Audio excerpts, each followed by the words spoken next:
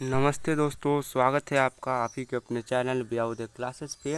और दोस्तों, आज के इस वीडियो के अंदर हम लोग फर्स्ट टर्मिनल होने वाले एग्ज़ाम 2000 जो साइंस का एग्ज़ाम हो रहा है क्लास 10th का, उसका क्वेश्चन पेपर आउट हो चुका है और ये एकदम 100% रियल क्वेश्चन पेपर है। तो आप लोग इसको शुरू से लेकर आज तक देखते रहिएगा, ठीक है। देखिए, जो पहला नंबर क्वेश्चन है वो ये आएगा कि सिनेमा के पर्दों पर किस प्रकार का प्रतिबिंब होता है। तो याद रखिएगा कि सिनेमा के पर्दों पर वास्तविक प्रतिबिंब होता है।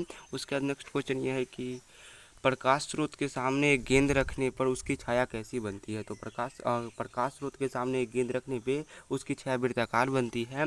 उसके बाद नेक्स्ट क्वेश्चन ये है कि प्रकाश के अपवर्तन के कितने नियम हैं। तो इसके 2 नियम होते हैं। अब जो नेक्स्ट क्वेश्चन है वो ये है कि पानी की डाली में छाया टेढ़ी दिखाई देती है, इसका क्या कारण है। तो इसका कारण अपवर्तन होता है। नेक्स्ट क्वेश्चन ये है कि प्रकाश की किरणें गमन करती है। तो याद रखना कि ये सीधी रेखा में गमन करती है। नेक्स्ट क्वेश्चन ये है कि किसी उत्तल लेंस की फोकस दूरी कैसी होती है।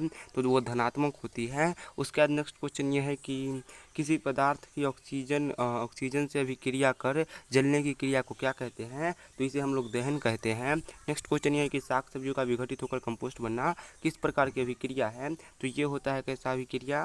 तो ये होता है संयोजन अभिक्रिया। नेक्स्ट क्वेश्चन ये है कि लेंस में मुख्य फोकस की संख्या कितनी होती है। तो ये 2 होती है। नेक्स्ट क्वेश्चन ये है कि किसी अवतल लेंस की फोकस दूरी कैसी होती है। तो ये ऋणात्मक होती है। अब जो नेक्स्ट क्वेश्चन है वो ये है कि दाढ़ी बनाने में किसका उपयोग किया जाता है। तो दाढ़ी बनाने में अवतल दर्पण का उपयोग किया जाता है। 12 नंबर क्वेश्चन ये है कि मनुष्य की आँख किसी वस्तु का कैसा प्रतिबिंब कहाँ पे बनता है। तो रेटिना पर बनता है। नेक्स्ट क्वेश्चन ये है कि बाजार में बिकने वाला चिप्स थैली में ऑक्सीजन निकालकर उसमें कौन सी गैस भरी जाती है। तो नाइट्रोजन गैस भरी जाती है। नेक्स्ट क्वेश्चन ये है कि वास्तविक वस्तु का आभासी प्रतिबिंब कब बनता है। तो उत्तल दर्पण में बनता है। नेक्स्ट क्वेश्चन ये है कि निम्न में से कौन सा पदार्थ लेंस के लिए प्रयुक्त नहीं किया जा सकता।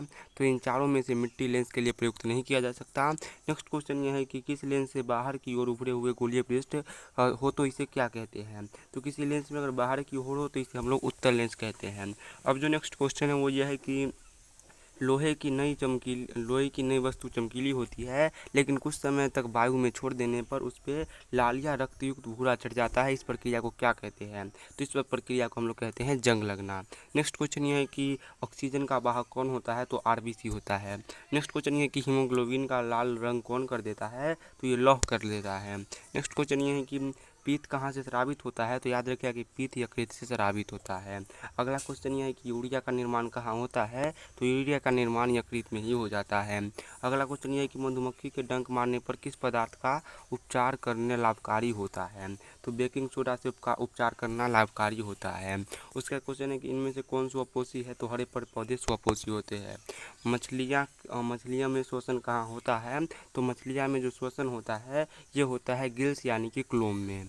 उसके बाद नेक्स्ट क्वेश्चन ये है कि धमनियाँ शुद्ध रक्त कहाँ तक पहुँचाती है। तो ये हृदय से लेकर के शरीर के विभिन्न भागों तक पहुँचाती है।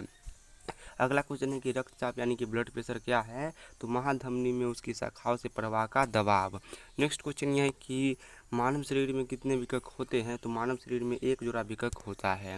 नेक्स्ट क्वेश्चन ये है कि सीएनजी का कौन अवयव है मुख्य। तो मीथेन होता है सीएनजी का मुख्य अवयव। एलपीजी का रिसाव का पता किससे लगता है। तो ये पता लगता है एथिल मार्कोपेटन से यानी कि ऑप्शन नंबर सी।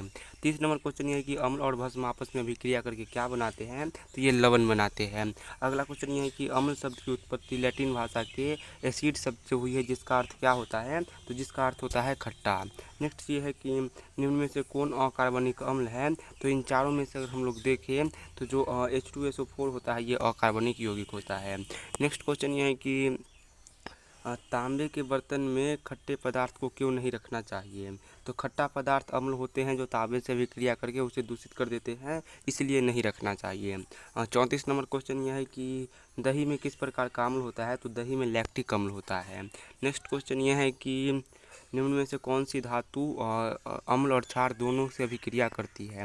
तो जेडेन जो है ये अम्ल और दोनों से अभिक्रिया करती है। उसका नेक्स्ट क्वेश्चन ये है कि आँख का पावर क्या होता है।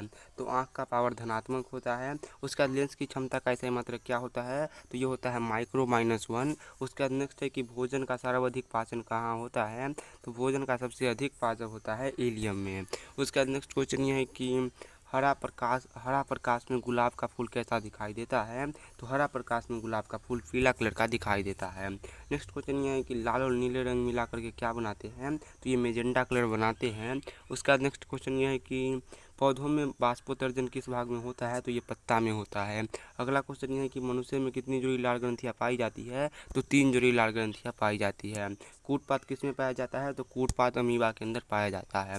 अगला क्वेश्चन ये है कि स्वपोषी पोषण के लिए क्या आवश्यक है? तो इसके लिए CO2, कार्बन डाइऑक्साइड, सौर प्रकाश, इनमें से सभी क्या है? तो सभी के सभी आवश्यक है। अगला क्वेश्चन यह है कि रच्छी कोशिकाएं कहाँ पाई जाती है? तो रच्छी कोशिकाएं पत्तियों में पाई जाती है।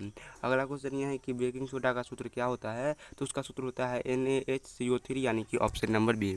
अगला क्वेश्चन 47 नंबर यह है कि अवतल लेंस की फोकस दूरी कैसी होती है? अगर अवतल लेंस की फोकस दूरी 20 सेंटीमीटर है तो इसका क्षमता क्या होगा? तो इसका क्षमता होगा -5D।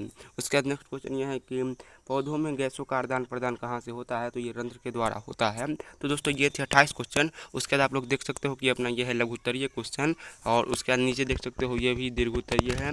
उसके बाद ये रसायन शास्त्र केमिस्ट्री का लघुत्तरीय है, उसके बाद इसका दीर्घोत्तरीय, और ये रहा बायोलॉजी का। तो इसका आप लोग आंसर खुद से ही बना लीजिएगा। ठीक है, तो आप होप कि आप लोग को वीडियो पसंद आया होगा। और अगर इसका PDF चाहिए तो इसके लिए आप लोग व्हाट्सएप ग्रुप को ज्वाइन कीजिए, वहीं पे PDF मिल जाएगा। व्हाट्सएप ग्रुप का लिंक आप लोग को डिस्क्रिप्शन में मिल जाएगा। मिलते हैं नेक्स्ट वीडियो, के लिए बाय बाय।